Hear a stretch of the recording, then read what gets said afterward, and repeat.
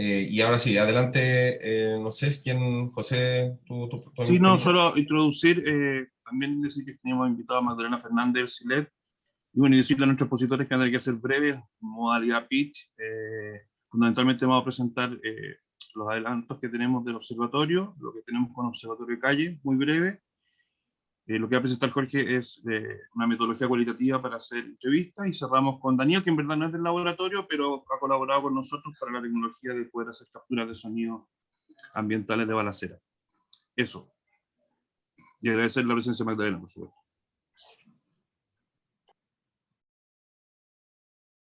Bueno, ya, entonces voy a empezar. Eh, Primero que todo, vamos a mostrar algunos avances del Observatorio SILEP. Lo vamos a mostrar bastante rápido porque ya conocen la plataforma, pero tenemos algunos avances que mostrar. Y bueno, tenemos esta página de ingreso, y ya con diferentes credenciales para directores, sostenedores y también el perfil Mineduc, que va a poder ser capaz de ver todos los colegios técnicos profesionales y todos los datos asociados a esos colegios técnicos profesionales en todo Chile. Tenemos también el perfil sostenedor, que va a poder ver los colegios técnicos profesionales y también los datos asociados a esos colegios a nivel regional. Y también tenemos otros perfiles que corresponden al que estoy abriendo ahora, por ejemplo, al típico que mostramos, al de Puente Alto, que sería el perfil director.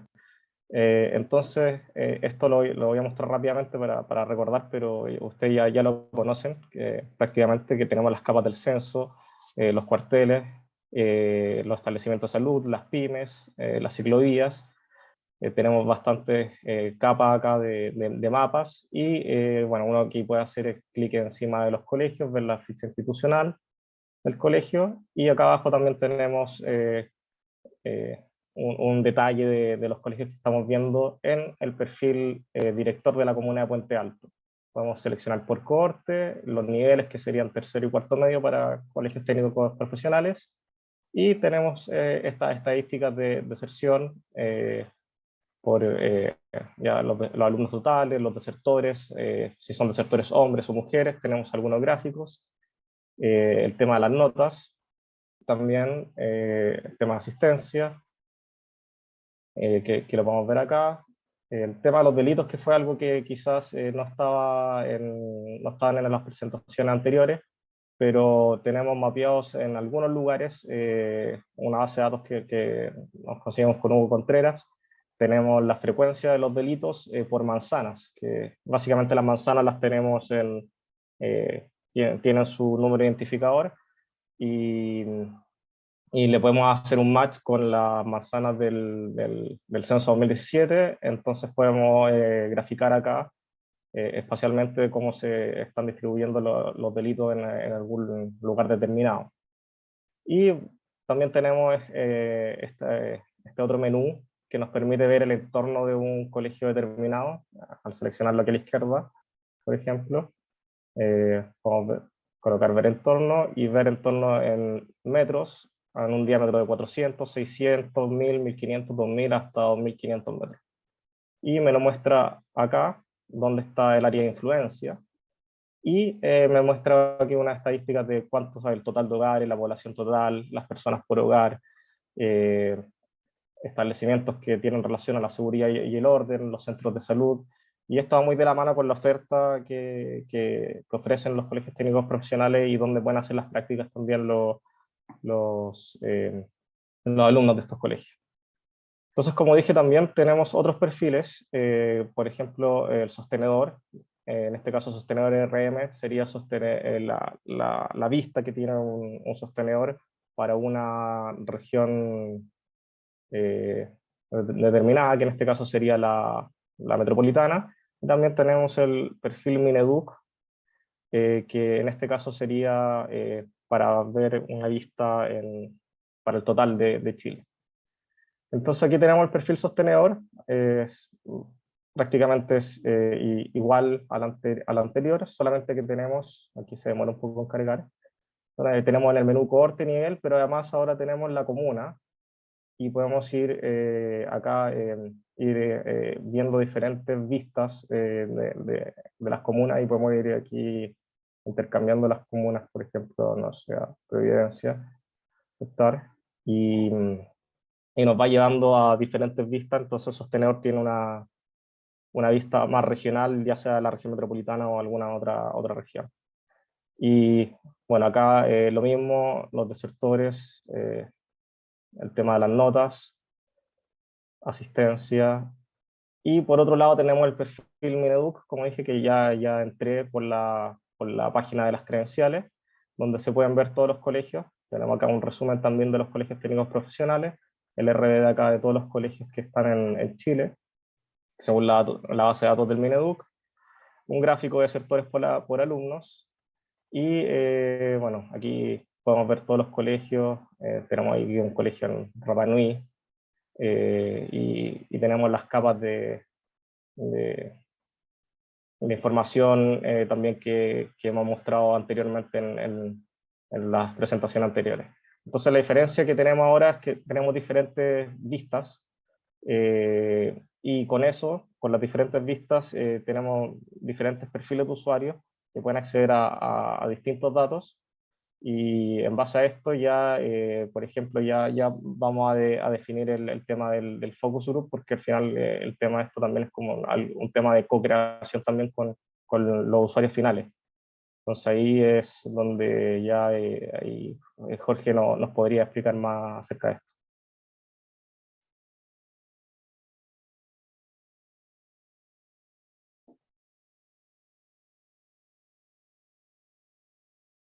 Perfecto.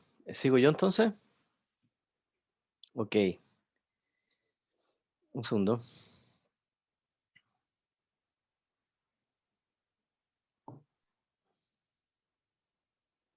Ok, entonces acá compartir pantalla.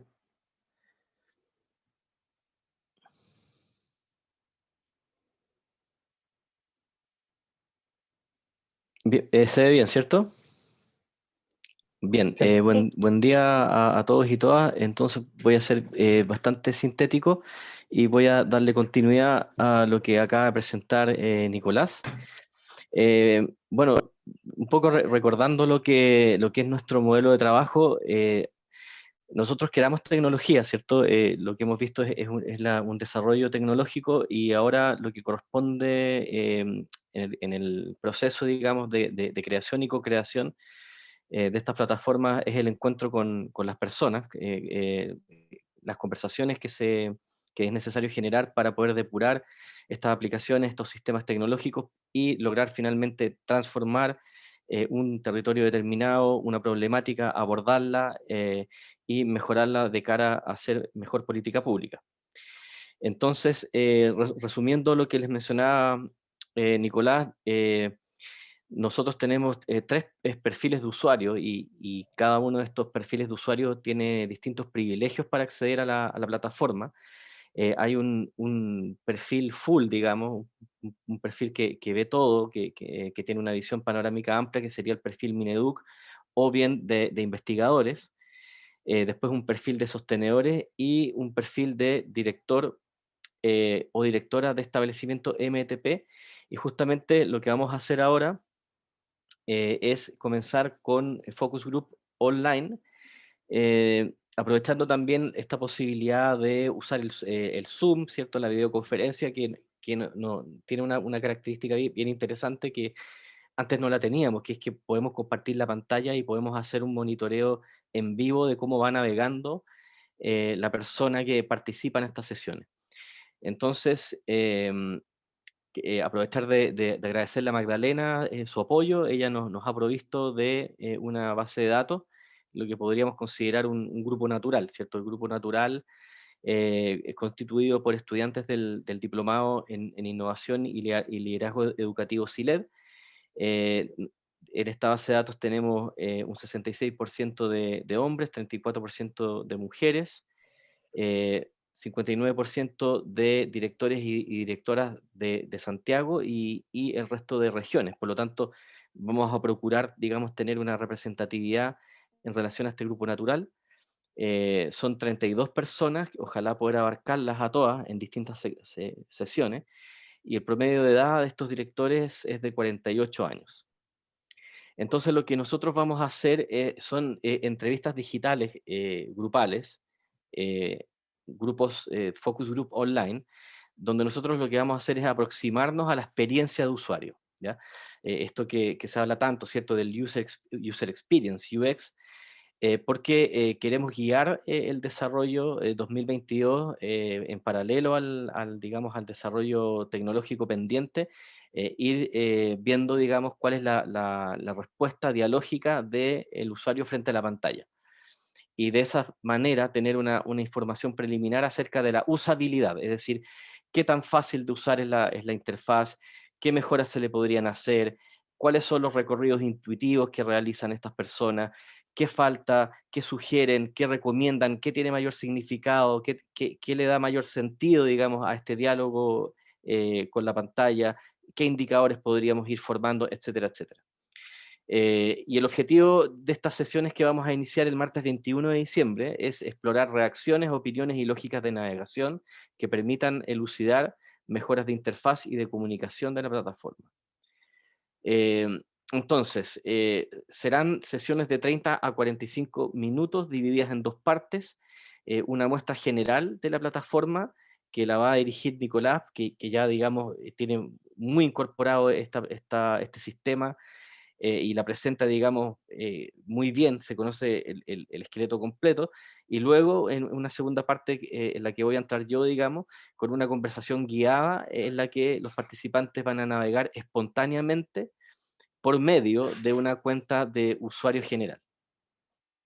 Las dimensiones que vamos a abordar en esta conversación es primero una dimensión gráfica, es decir, cuáles son los aspectos visuales de la interfaz a nivel de paleta cromática, iconos, tamaño de la pantalla, disposición de las barras laterales, digamos la disposición de los menús de navegación, el poder ir atrás, hacia adelante, tener un botón de ayuda, etcétera, etcétera.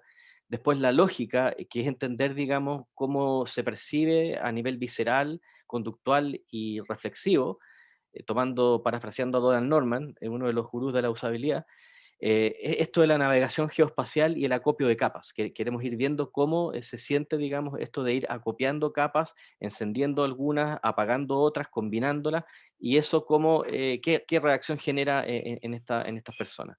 Y finalmente un tema de navegación que es un clásico dentro de la usabilidad, que tiene que ver con la arquitectura y el diseño de información, básicamente el árbol de contenidos, cómo se presenta, digamos, en los menús, cómo son, digamos, los distintos niveles de navegación y cómo podemos ir relevando hacia adentro o hacia afuera del sistema las distintas capas de navegación. Y bueno, estas son sesiones grabadas que luego van a ser transcritas y analizadas, se va a hacer un análisis temático, es decir, se van a identificar temas que van a emerger, y por eso es una metodología cualitativa. Se van a identificar temas que emergen y luego relacionar, digamos, esas categorías de temas para, digamos, generar nuevo conocimiento.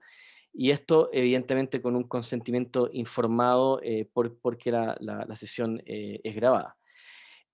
Algo que parece trivial, pero que no lo es tanto, es que estas sesiones tienen que ser realizadas en computadores estacionarios, ya que aún no contamos con versiones para tablet, menos para móvil, y en general creemos que esta plataforma puede ser mucho mejor aprovechada en un computador. Y bueno, como les dije al inicio, este informe será un insumo para guiar la etapa de diseño gráfico interactivo de la plataforma que tenemos planificado comenzar en 2022. Y bueno, mencionarles también que la entrevista global cero sería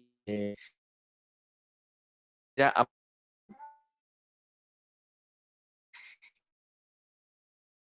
focus group, digamos, con expertos, y nos entregaron muy valiosos insights de navegación del cliente, equipos expertos y profesionales, con lo cual establecimos una retroalimentación conceptual y comunicacional para el sistema en desarrollo. Eso es por mi parte. La verdad es que esto es lo que pretendemos hacer, esto es lo que está en agenda, y para nosotros clave en una próxima, decir, a mí me tiene otra.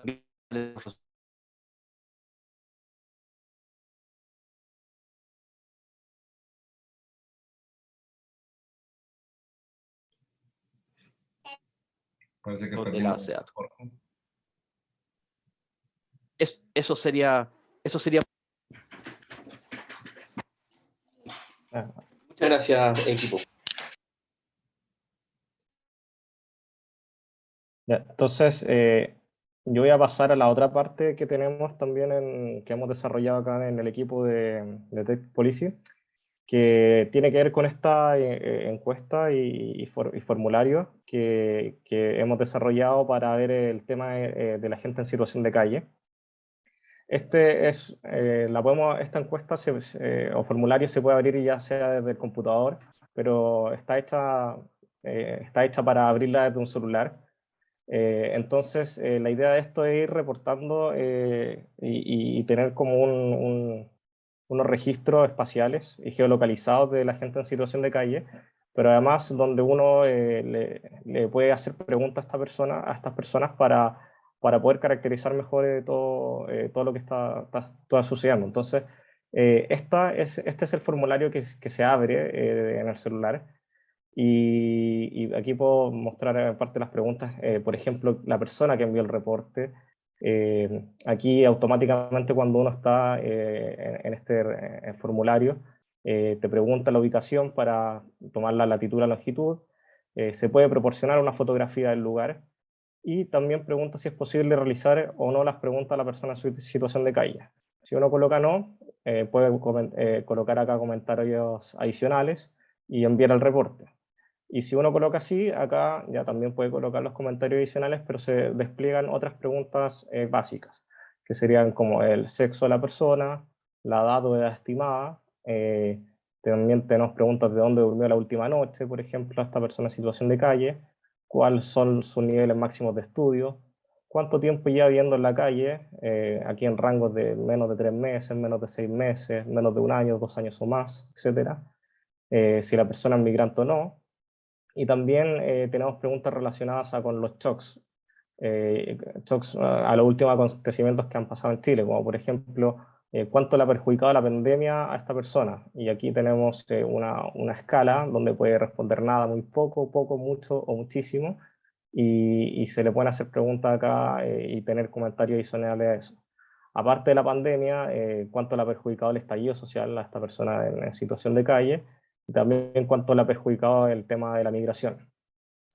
Y también tenemos otras preguntas relacionadas con violencia. Se le pregunta a la persona si ha sufrido algún tipo de violencia el último año. Se responde que sí. Se despliegan otras preguntas que tienen que ver con la frecuencia, las veces al mes que ha sufrido, que ha sufrido violencia, qué tipo de violencia. Aquí se pueden seleccionar más de una: golpes, robos, puñaladas, acoso sexual, violación, u otros, si quiero colocar acá en el campo. También quién ha ejercido la violencia, si la pareja, un pariente, un amigo u otro. Y también en el formulario hay otras preguntas que acá ¿no? Que realizamos, como por ejemplo si eso es una persona que está viva en la calle, si le gusta vivir en la calle, y también cómo valorizaría vivir en la calle, en una escala de muy malo, malo, neutral, bueno a muy bueno. Y también tenemos comentarios finales. Entonces esto uno se va desplegando en la calle y va haciendo estas preguntas y al final envía el reporte que ya viene con la geolocalización. Entonces después tenemos este mando de control, panel o dashboard, donde tenemos nuestro registro acá, donde tenemos nuestros registros de dónde hemos hecho estas preguntas. Y en este mando de control podemos ver acá a la izquierda tenemos un menú. Lo voy a agrandar un poquito acá. Tenemos un menú y el primer filtro que tenemos es si fue posible realizar las preguntas a las personas. Entonces aquí está por ninguno, no está aplicado el filtro, así que vamos a colocar que sí. Al colocar que sí, se nos actualizan acá todos estos gráficos de acá abajo, Entonces solamente nos está mostrando qué preguntas, o sea, los registros que tienen, que están más completos, por así decirlo, con las preguntas. Y también en este menú a la izquierda tenemos el filtro por sexo, femenino, masculino, y también un filtro por fechas, de cuándo fue registrado de la fecha en que fue hecho el registro. Entonces acá podemos navegar, podemos ver que de los que respondieron tenemos que un 14 fueron femeninos, de sexo femenino, y un 85% de sexo masculino, como sale acá. Y aquí están las mismas preguntas que mostraron en el formulario. Por ejemplo, ¿dónde durmió la última noche? Los estudios, ¿cuál es su nivel máximo de estudio? ¿Cuánto tiempo lleva en la calle? Si es migrante o no. Entonces, por ejemplo, acá podemos hacer unos filtros simplemente acá haciendo clic encima del gráfico circular acá. Entonces, si es migrante, podemos colocar acá ya los que respondieron sí, y me hace un filtro también en el mapa y en todos los gráficos que tenemos acá. Y podemos ver que de todas las personas que fueron migrantes y respondieron el formulario, tenemos que son 2 de sexo masculino y 2 de sexo femenino. Podemos ver el tiempo en la calle. De estas personas que respondieron, el 75% lleva 2 años o más en la calle, y el 25% lleva menos de 3 meses. Y también podemos ver que el 50% tiene estudios a nivel básico, y el 50% tiene estudios a nivel superior. Y aquí, de nuevo, nuevamente podemos hacer un filtro, seleccionando simplemente acá la parte del gráfico circular, y seleccionamos los que tienen nivel superior, que serían 2 personas al final que respondieron esta encuesta. Podemos ver también que también son de sexo femenino. Entonces podemos ver acá también dónde durmió. Las 2 personas durmieron en alojamientos, tienen estudios superiores. Una persona ya lleva 2 años o más en la calle, y la otra persona lleva menos de 3 meses. Y bueno, ya hemos hecho el filtro si eran migrantes o no. Por ejemplo, con respecto a los shocks, podemos ver en este mando de control cuánto le ha perjudicado a la pandemia. Las 2 personas respondieron que le perjudicó muchísimo la pandemia. Con respecto al estallido social, una persona respondió que muchísimo y otra que muy poco. Y según la migración, una persona respondió que le afectó muchísimo y la otra que no le afectó nada, siendo que ambas son migrantes. Y también tenemos los episodios de violencia que ha sufrido violencia, algún tipo de violencia este último año. Una persona respondió en este caso que sí y la otra que no. ¿Y qué tipo de violencia? Una persona no respondió a esta pregunta y la otra persona dijo que sufrió golpes, robos, puñaladas, acoso sexual, entre otros. Y también quién ejerció la violencia, uno dijo que otro y la otra persona no tuvo respuesta. Entonces podemos ir, la gracia de todo esto es que podemos ir mirando acá, haciendo estos filtros con los, ¿cómo se llama? Con los gráficos circulares, simplemente haciendo clic. Tenemos diferentes gráficos que nos muestran todo lo que se preguntó. Tenemos el mapa de los registros acá, y también tenemos un mapa de calor que nos muestra dónde hemos hecho más, el equipo donde se ha desplegado más para hacer esta encuesta, estos formularios. Y también, si saco todos los filtros, estudios, por ejemplo, acá.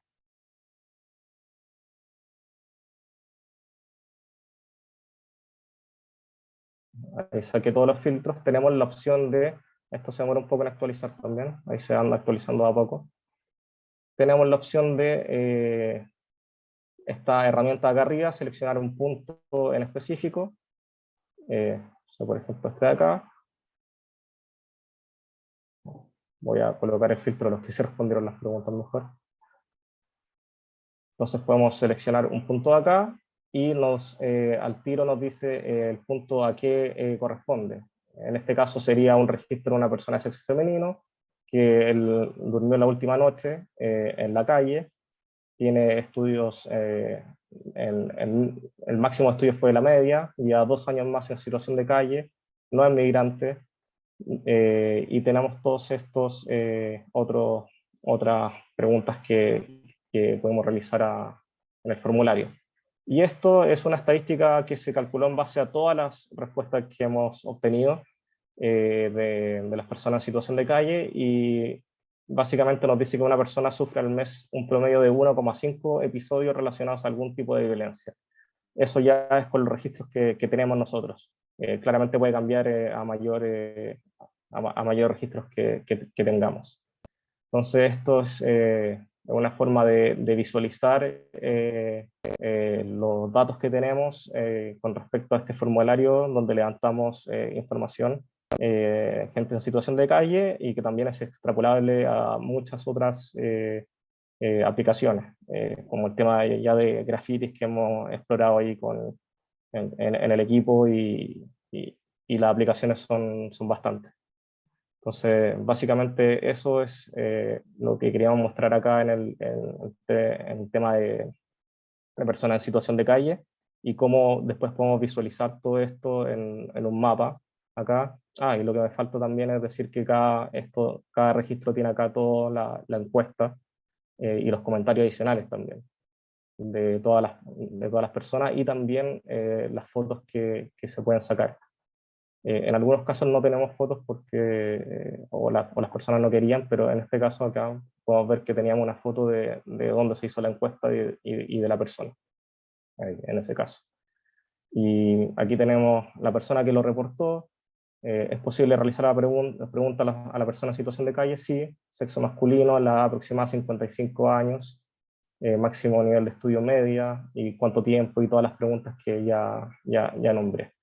Y bueno, tenemos también los campos de otros comentarios donde, por ejemplo, acá dice cuánto le ha perjudicado el estallido social. Esta persona responde que mucho. Y aquí está esta otra información adicional que se le agrega al panel, donde podemos ver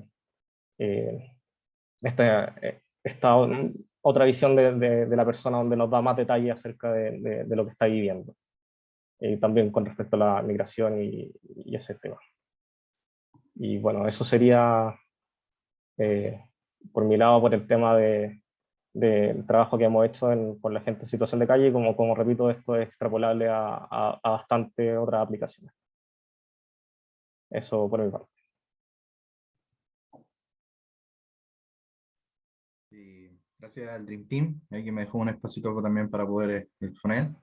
Yo creo que les voy a tener que tomar un poquitito de tiempo extra. Espero que no sea mucho, unos 3 minutitos espero. Bueno, simplemente darle las gracias a todos los que estuvieron exponiendo antes de mí, a Nicolás y a Jorge por este tiempito que me dieron. Y me gusta a mí siempre partir dando una pequeña frase que nos saque un poquito de este espacio ingenieril constante que tenemos. Y esta dice un poquito así, dice: la luz y los colores, el calor y el frío, la extensión y la figura. En una palabra, todo lo que vemos o sentimos. ¿Qué son sino otras tantas sensaciones, nociones, ideas o impresiones sobre nuestros sentidos? Esta frase la encontramos en el Tratado sobre Principios de Conocimiento Humano de 1710, escrito por George Berkeley, filósofo y defensor del inmaterialismo. Cuestionaba la observación y la propia realidad, afirmando que el mundo no existe como sustancia fuera de nosotros. Es decir, que todo lo que no es objeto de la percepción no existe. Mi nombre es Daniel Núñez y hoy les presentaré parte de los avances de triliteración para la visualización de balaceras en barrio segregado. Quizás más de alguno ha oído la siguiente pregunta: si un árbol cae en un bosque y nadie está cerca para oírlo, ¿hace algún ruido? Siempre he pensado que el objetivo de esta pregunta era: si no hay forma de establecer si hubo un sonido, al final no importa. De hecho, se podría decir que la definición de un sonido es su detección, más que el fenómeno físico.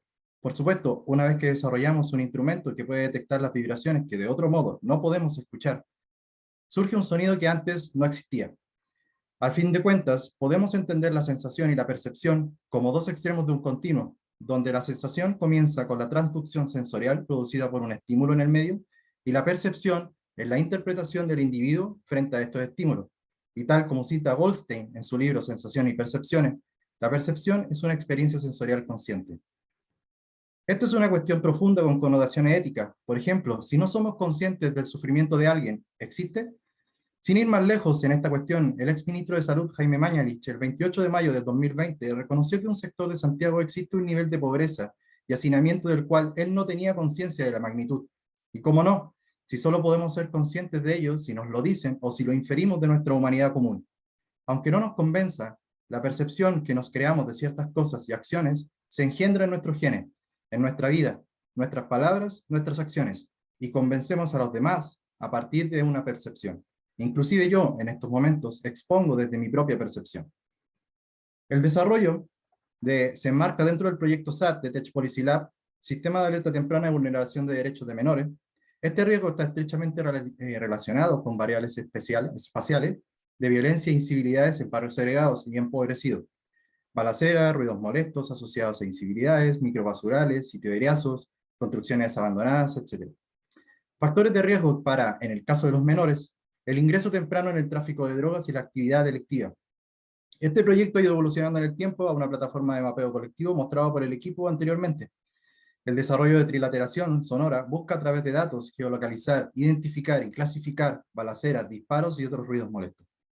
Y cómo la trilateración nos ayuda en el objetivo de hacer visible y perceptible incivilidades, que son todos aquellos desórdenes visibles en el espacio público y que se diferencian, por tanto, del delito, que intenta ser invisible.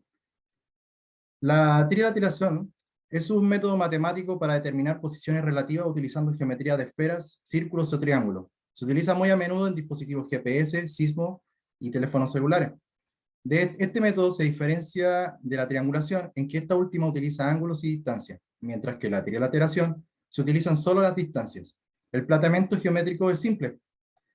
Si conocemos la distancia del objeto al punto x1 y 1, el objeto se podrá encontrar en cualquier lugar alrededor del ciclo de radio de 1. Si ahora conocemos que también se sabe la distancia del objeto al punto x2 y 2, entonces las cosas comienzan a mejorar. El objeto podría encontrarse ya no en cualquier lugar alrededor del primer círculo. Solamente hay dos puntos en los dos círculos que cumplen las dos condiciones de distancia, definidos por las intersecciones de ambos círculos.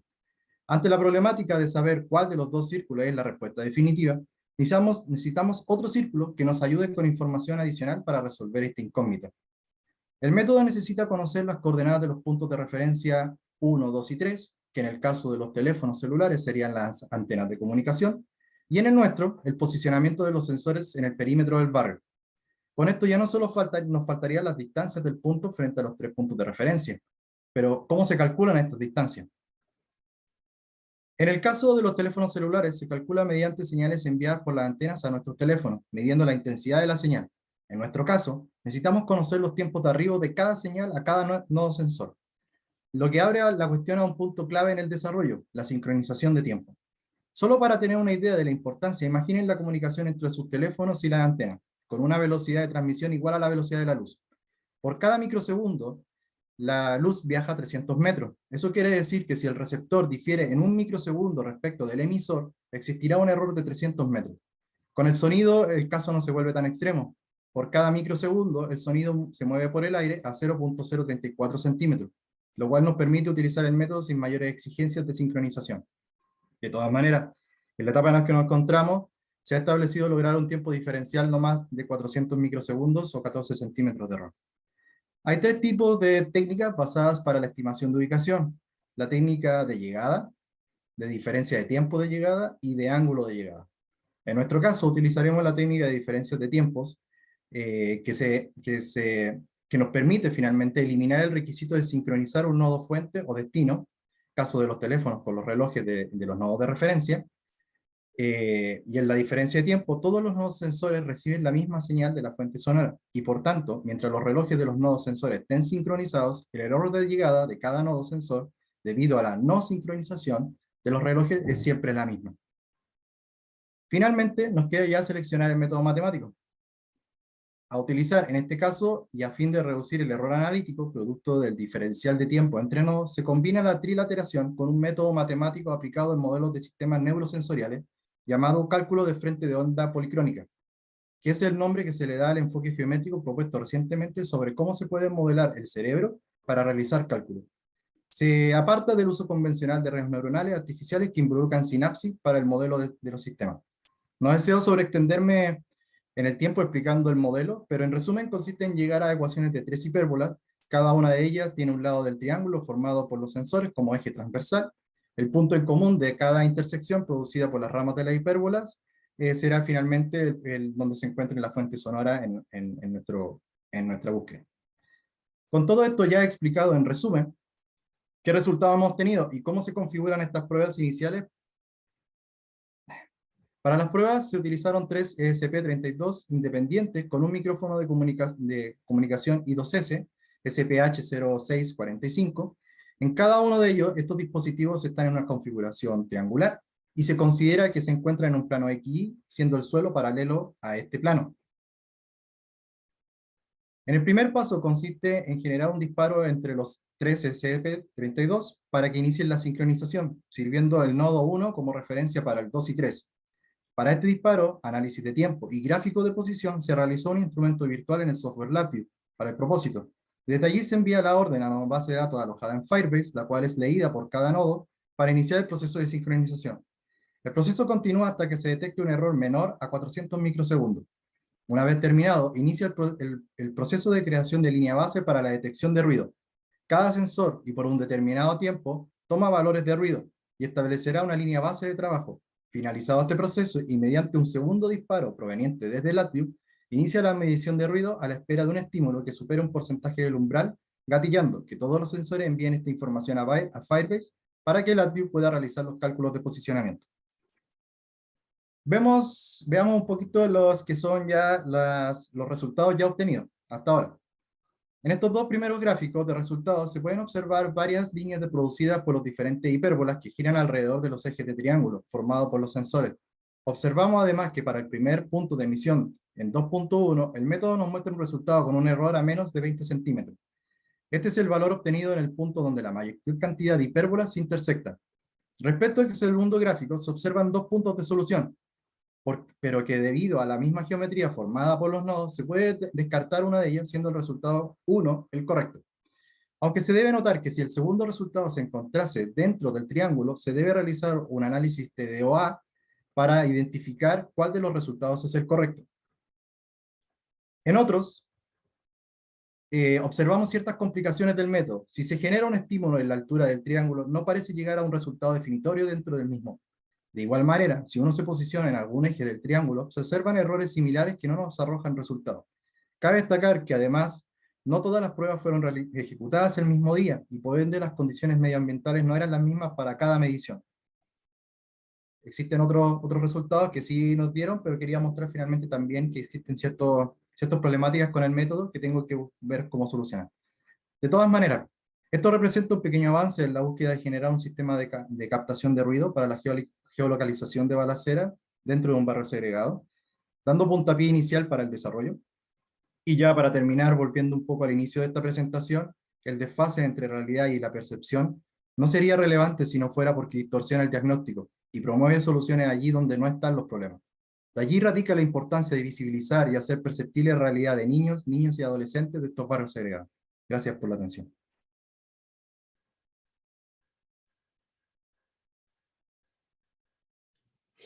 Bueno, gracias a los tres por presentar. Y bueno, Daniela, ahí nos sorprendiste bien con el diseño también, además de avance este proyecto que hacía tiempo que no escuchábamos. Vamos a ver si hay algunas preguntas.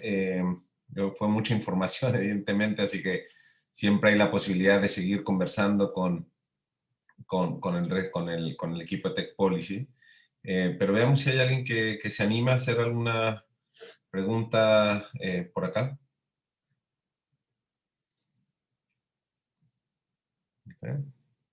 Bueno, yo tengo una pregunta que la había preparado aquí, Nico. La plataforma que nos mostraste, muy interesante la de ArcGIS, porque ya tiene todo hecho armado para el tema de los formularios. Una pregunta, ¿es posible que funcione offline? O sea, que almacene una vez conectado a Internet, pero que uno pueda igual hacer entrevistas, o necesita estar conectado a Internet para andar? Buena pregunta. No te sabría decir en estos momentos. En estos momentos yo creo que necesita funcionar online, pero tendría que verlo para ver si puede funcionar offline. Claro. Eh, Sería interesante ver si funciona offline, porque eso le puede permitir usar esa misma plataforma a varios de los que tienen proyectos que me requiere tener ese tipo de geolocalización con imágenes y todo, pero no siempre conectado. Y por otro lado, la base de datos, esto llega a una base de datos propia de ArcGIS, la puedes sí. derivar a tu base de datos. ¿Tienes acceso a la base de datos? Sí, se tienen acceso a la base de datos, de hecho, cada capa que se genera crea un servicio automático en ArcGIS que puede ser leído de cualquier otro lugar. De hecho, también tenemos visualizaciones que hicimos en R de estas capas de datos. Javier ahí Ibáñez ha hecho visualizaciones en R que llaman a estos servicios que están en la base de datos de ArcGIS. Perfecto, muchas gracias. Por ahí, Daniel, hay una pregunta para lo que presentaste. Si, bueno, ahí respondiste, pero si quieres conversar un poco de qué tanto se puede aplicar este tipo de sensoramiento en sonidos de otras fuentes. Bueno, hay animales, capacidad de cuantificar la población, más allá de solamente la ubicación.